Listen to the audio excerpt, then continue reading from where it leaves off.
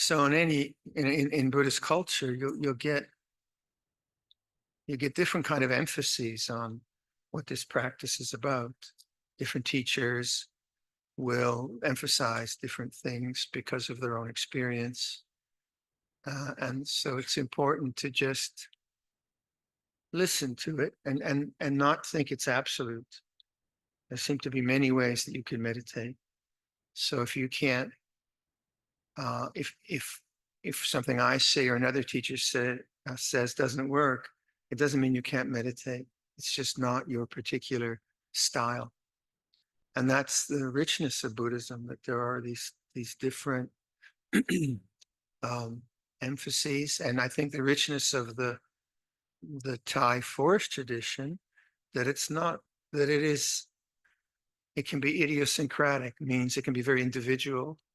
So the way Luangpor Mahabua would teach would be maybe different than the way that Luangpor Chah might teach, the different way that Luangpor Dun would teach, but yet they are speaking of the same thing. So you're really lucky to be in Thailand.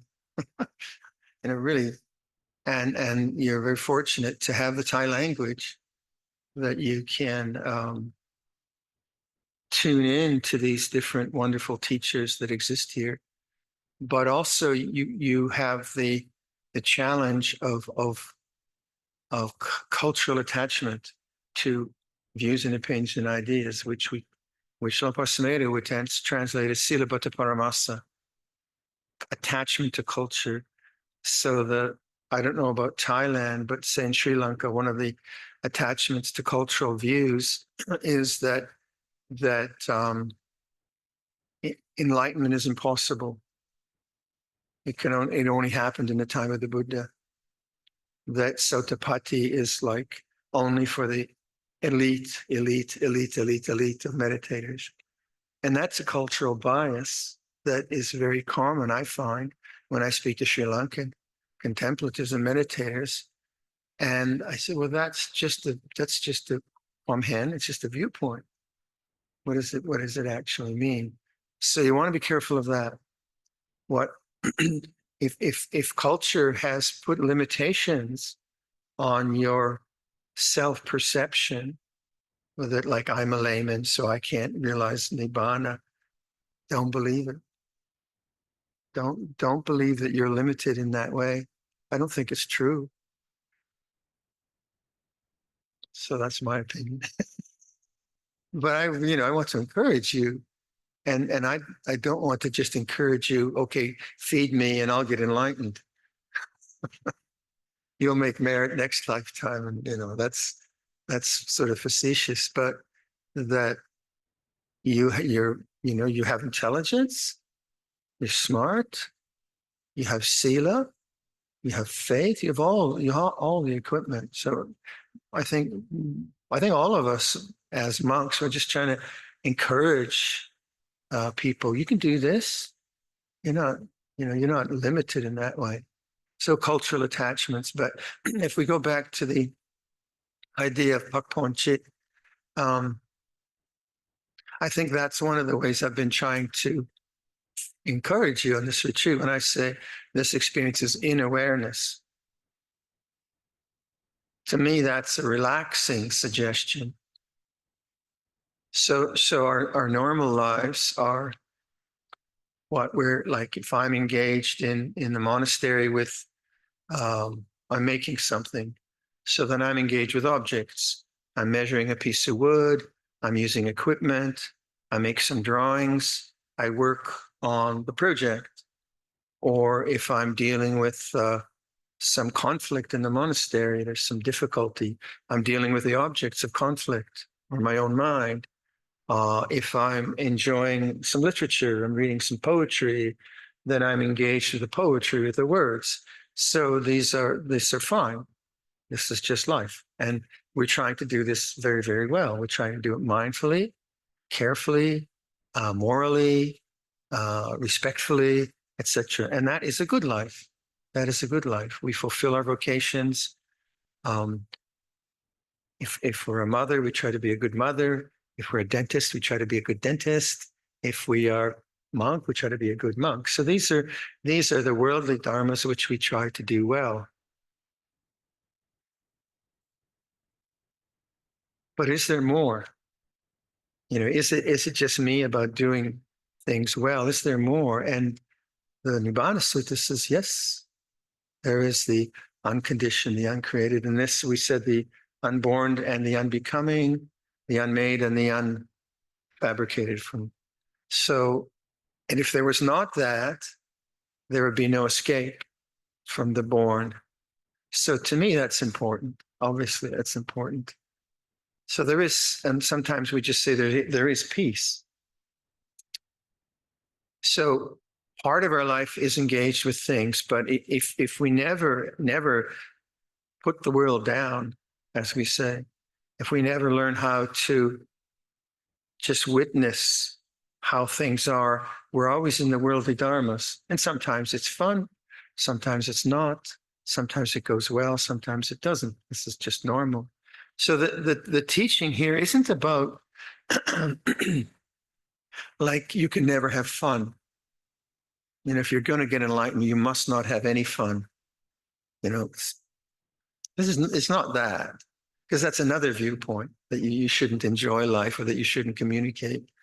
So one very lovely example of this was when Luangpor Cha came to visit us in London, 1979.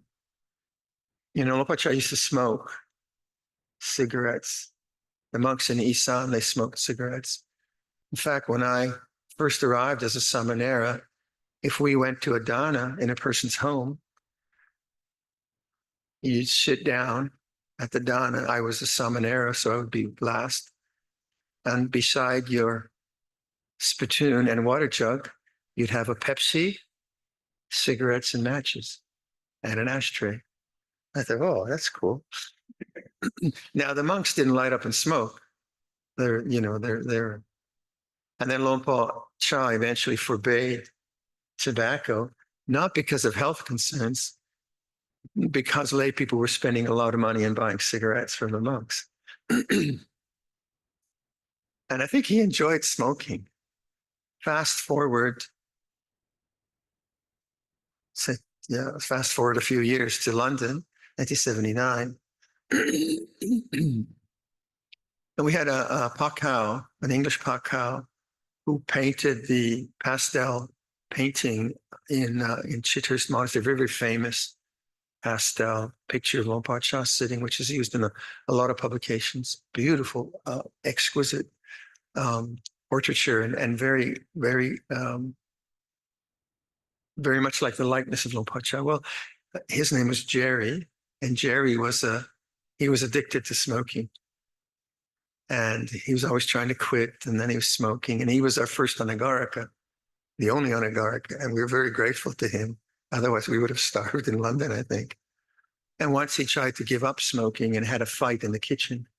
So then Luangpor Sumedho says, I forbid you to let go of smoking, or we're just going to have too many problems here. So Jerry would go off and have smoke. So he'd go into the back garden, and he rolled up his own cigarettes. It's expensive. And then Luangpor Cha goes into the back garden, and he sees Jerry. He says, kind of suggests, how about one for me? And this was just so beautiful. So I go into the back, and there's Jerry sitting on the same bench as Luangpor Cha. There's some pictures of Luangpor Cha standing in a garden with a bench behind. And that's the bench I'm thinking of. There's the two of them sitting there, and they're both. And Luangpor Cha's got a second one in his hand. And it was both beautiful to see him enjoying himself, but beautiful, and this beautiful how he related to Jerry, because Jerry was always kind of anxious, and then Luangpor just relaxed him by having a cigarette with him. So it was so compassionate, but Luangpor Cha was also enjoying himself. And I've never seen anyone as elegant as Luangpor Cha smoking a cigarette. It was just like he could have done a commercial. So, it's not about some kind of asceticism where you can't appreciate life or have beauty and so on. But it's more about disengaging with experience, not rejecting experience, just disengaging, I think is a better word. So when I say, like if I'm worried about something in the monastery, there isn't much to worry about, but I can make problems. And then I notice the worry. If I say, oh, the worry is in awareness, then I come to the background, I come to the space, and then the mind has a sense of ease. Still have to deal with the problem. So that's what we're doing here. We don't have to engage the objects. We don't have to fix anything. We don't have to solve any problems. We have the freedom now to constantly put the world down, not reject it, not get rid of it. That won't work, because that's hatred. It's not a matter or vibhava tanha, but it's a matter of not picking up the world. This is the language we use. I don't know if that works for you, but just that sense of that, like if you're self-critical on this retreat, say, you think, oh, I'm not getting anywhere and I'm too sleepy and da da da da da. That's the language of attachment. You don't want to go to another language of attachment. Oh, I shouldn't be attached. But you just want to just say, oh, this is in awareness. So we have so many analogies for this. So one is space and form. There's the space in this room. So if let's say I'm foolish enough, I'm sitting here and I get annoyed at the sound of whatever, the air conditioner. It'd be a very foolish thing to do. But let's say I just start to get up negative about the air conditioner and gets louder. Then my mind is just concentrated on negativity. Then if I try to get rid of that, I'm still kind of on the object, but I say, oh, irritation is like this. I'm not even trying to get rid of the irritation. Annoyance feels like this. It's in awareness. Then annoyance is known. And because annoyance is anicca dukkha anatta, it arises and it manifests for a while and then it ceases. And in the cessation, there is peace. Anicca vata sankara upadavaya dhammino upachitava nirujanti te sangupasano sukho. In the cessation, there's peace. And that peace is natural. So we're not trying to get peaceful by getting rid of unpeaceful. You see what I mean? If you try to get rid of unpeaceful, the methodology won't work, because the intention is not peaceful. So first of all, I have to be at peace with non-peace. I have to be at peace with irritation or annoyance or whatever. Let's say, like with the noble silence, which everyone seems to be very diligent in practicing. So sadhu to all of us. Let's say in the context of noble silence, you feel lonely or bored, whatever. And then that loneliness is sankata. It's conditioned. It comes up because of causes. Now, if I then start thinking lonely thoughts, I'll get more lonely. I might even get depressed. Or if I then figure out how I can go to the hotel and have my second iPhone, which is in the hotel, and then go on Facebook and talk with 16 people, I might get past the loneliness, but I'll feel very guilty. So, but what if I just make conscious the feeling of loneliness? Loneliness, what does it feel like to be lonely? Or to something like that, say, oh, loneliness is like this, in awareness. So now the arising of something, I'm seeing it as an object, and I'm seeing the desire to get rid of it, to have another experience.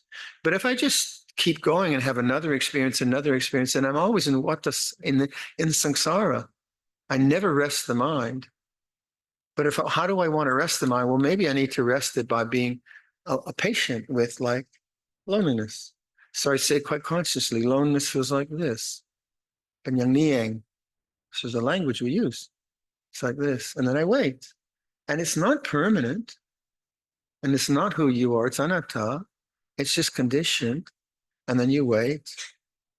And then you have the peace of non-grasping, the peace of allowing something to cease. That's why we emphasize Nirodha so much. Not Nirodha in some, we do too, in some kind of final sense, but Nirodha in the little ways, cessation in the little ways, where you notice something like that, and you're just patient with it. You just witness it. It's in awareness. So now we're emphasizing awareness rather than the objects of awareness. In the world, we're emphasizing the objects. You're driving your car. I hope you emphasize the car and the road, otherwise you're dead, right? So this is in awareness crash. So obviously, so we have to do that. But now we're emphasizing the container rather than the objects in the container. And this people don't do very much. They're so taken by the objects in the container as an analogy. But now we're practicing the mind knowing the mind, puru. Now it's the knowing, all the different ways that we might say that. So when was it? Yesterday I said, you know that you know. And that's a weird thing to say. But what is that? Like, well, right now, you're sitting here, and you know you're here, correct? And what would you call that? It's not hot. It's not cold. It's not male. It's not female. It's not Farang. It's not Thai. It's not male, not female. It's not, what is it? It's just, what words would you use? I like to use conscious presence. Conscious presence. Now that's always there. That's the unformed, the unborn. It's not born, because conscious presence makes all of this possible. If you didn't have that, you wouldn't know anything. So the worldling is always engaged in the objects. The contemplative puts down the objects and notices the space of conscious awareness. So the language here is it's difficult to describe. So I use conscious presence, conscious awareness, knowing, sati sampajanya, if you want, things like that. Now, and what we don't do is we don't tend to investigate awareness. We tend to investigate objects. But have you ever, like, I like to play around with that. Like, well, what is awareness? Like, we're sitting here now. This is an ordinary experience. This is just dhammachat. So if you just like listen to sound, there's the sound and there's the knowing. Yeah? Now, has awareness an external boundary? Does it have a limit? I can't find one. Can you? A boundary, a border? Now, to do this, you have to stop thinking. If you're thinking, what's he talking about anyway? What do you mean boundary? Then you're not noticing. So the question then brings you to silence, hopefully. So listen to sound. Now, does awareness have an outer limit? Okay, now the question, does awareness have a center? What do you notice? I notice silence, silent presence. Does awareness have a taste? Like, is it sweet or sour?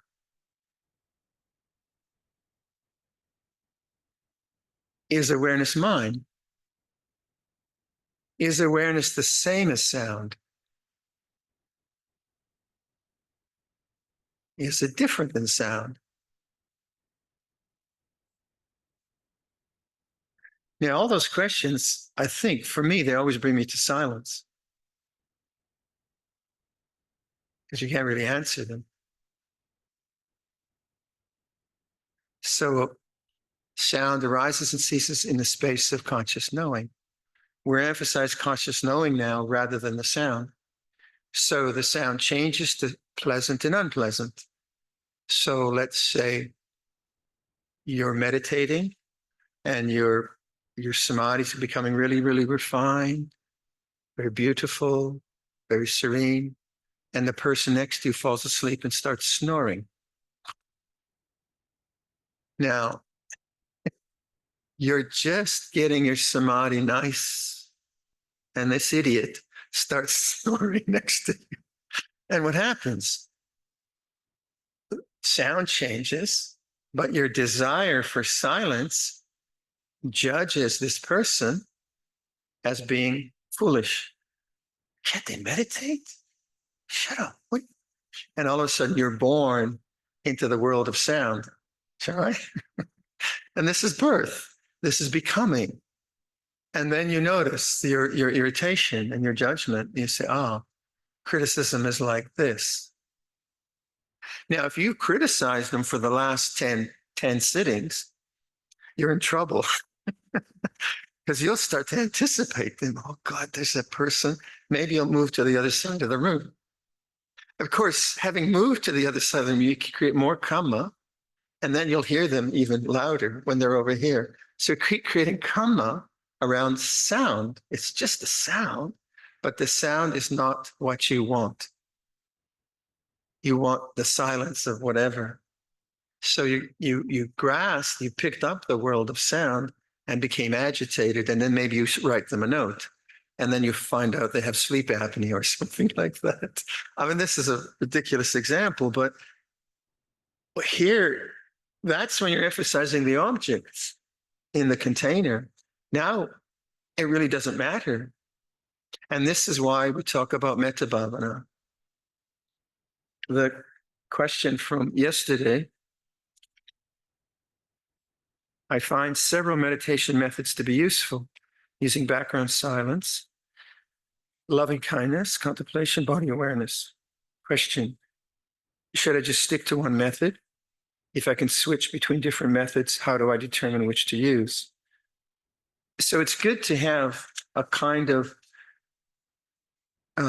skill in being able to produce different ways of practice.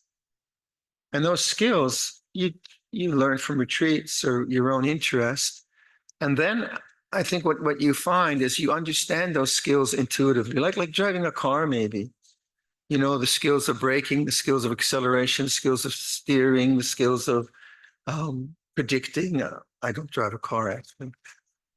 But you have all these skills, and then they just come into play as you are driving your car. So in the same way in meditation, like having a sense of the container and the objects in the container, or the background and the foreground, of picking up the world and putting down the world, having that kind of a skill. And then body awareness. This is not my body. This is an object in awareness, so that when you get pain or discomfort, you can see, oh, discomfort is in awareness. It's an object in awareness. You have a refuge, awareness. And metta bhavana is so very, very important, because awareness is like a mother. It accepts all her children. Now, if you've had a bad mother, you're in trouble with this. So maybe this isn't like, but it's like awareness has to accept all things. Otherwise, it's not awareness. It's judgment of one or the other. So the acceptance of all things means that you accept pain and pleasure, disappointment and success. Someone blames you and you feel resentful. Someone praises you, you feel great. You accept the whole thing. So awareness or conscious presence has no boundaries. It has no limit. And where do the limits come up? The limits come up through craving or wanting.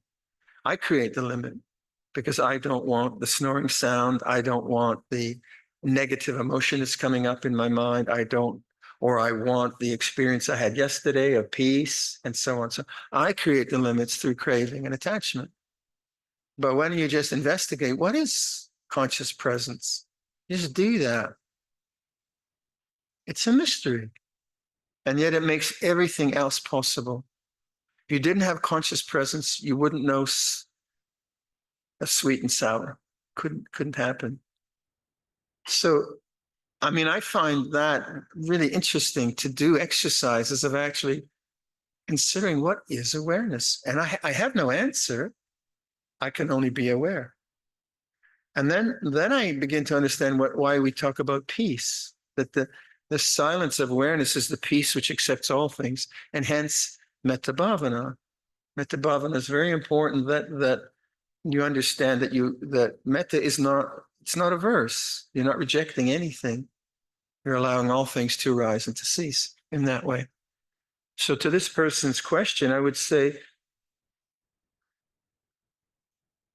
that you as you practice, you trust that your intuition will respond to the context of your experience in meditation. You know, if you've done it enough, you'll see that maybe with some discomfort in your body, you start to have aversion. And intuitively, you know, no, welcome the pain, be with the pain. Or maybe you'll have like a body that this is an experience in awareness. You come to the space. So if you've learned these things and understood them, they'll come forward.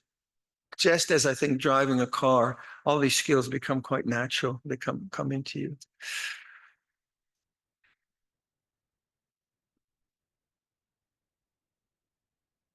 So what doesn't arise? And like for me,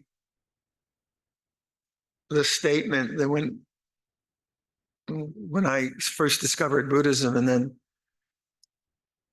I think I said to my first teacher, I can't remember, but the kind of statement that everything is changing, you'd say, no, no, no, no, no. That's not Buddhism. Everything is changing is nihilism. That which has a nature to arise has a nature to cease. And that is a different statement. So here we have the unborn, the unfabricated. If there was not that, there would be no escape from the born and fabricated. If you say everything's changing, you don't have Buddhism. You don't have Nibbana. You don't have the Buddha's enlightenment. You just have a nihilistic, you have a kind of existentialism, I suppose, if you read philosophy. So then my inquiry into these things, well, was what doesn't change rather than everything is changing. And quite often, as Buddhists will say that, oh, it's all meine. Is there anything nanon? Is that correct? Pretty good. Is there anything certain? I mean, that's a very interesting question, isn't it? Is there anything certain? Meine. But what is certain is that I know that I know. Conscious presence. And if I remember that, then that's refuge. That's what I mean by refuge. And it truly is a refuge because you can feel, let's say you really lose your sense of confidence. And for some, like, let's say some horrible situation happens, your family rejects you, you lose your job and your dog dies. Everything's gone. And you feel terrible and horrible. I don't wish it on anyone, but you know that you know. And that's refuge. You know that you know, and then the worldly dharmas you adapt. So the beauty of this teaching is that it's unborn and uncreated. Do you create conscious awareness? Do you actually make that? Is this something you're doing to create? I don't think so. No. It's such. So we talk about suchness. Well, the Buddha is such realized, Tathagata. We have that kind of language. What do you think? Does that make sense? Okay, let's do some meditation. Stretch your legs a bit if you want. So my own metta bhavana practice is simply quite visceral. I always try to bring my attention down here. And as you know, and I found that even these kinds of teachings can be very cerebral. I can be up in my head, and just learning how to bring my energy down from the head through the throat down into the heart is a very settling process. And there's something about the heart which how do you say, neutralizes tanha. Because when you abide at the heart, I find there's a kind of fulfillment there, either as compassion or joy or whatever. So I'll just give you a brief introduction. You have your own ways of doing this, but I would encourage a kind of in body awareness, learning to bring your attention here. I think that's very, very helpful. So let's just sit for that 45 minutes and see what happens. Listen to sound. Sound is moving, experienced in awareness. Awareness, conscious space. Feel the body and not a changing experience in awareness. Whole body awareness. Bring attention to the head. The head is an object in awareness.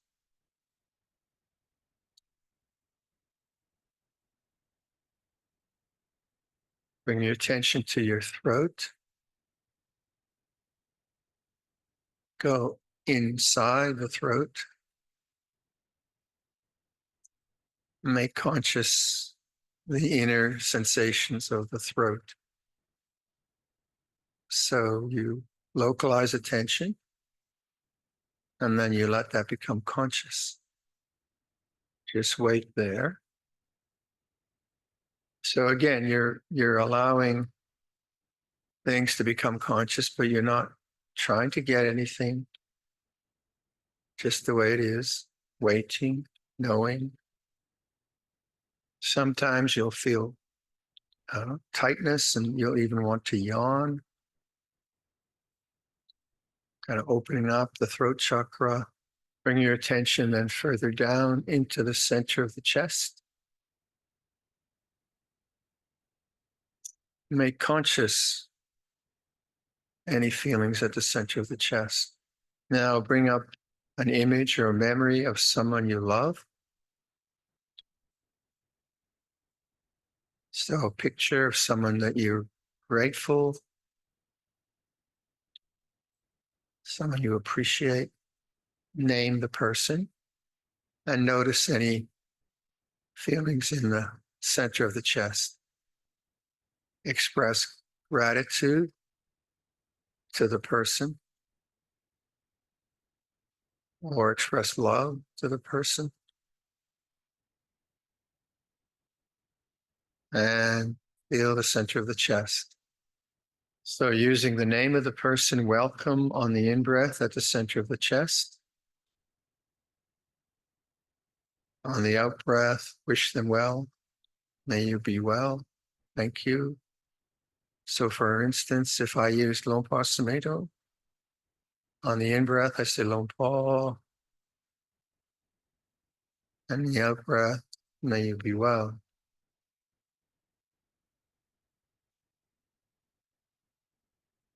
So you're stimulating a natural feeling through perception. And then use one or two people. And then you can let go of the people and just abide with the open heart. So stimulate it with the name, image of a person, with the in-breath, out-breath well-wishing. Do that a bunch of times.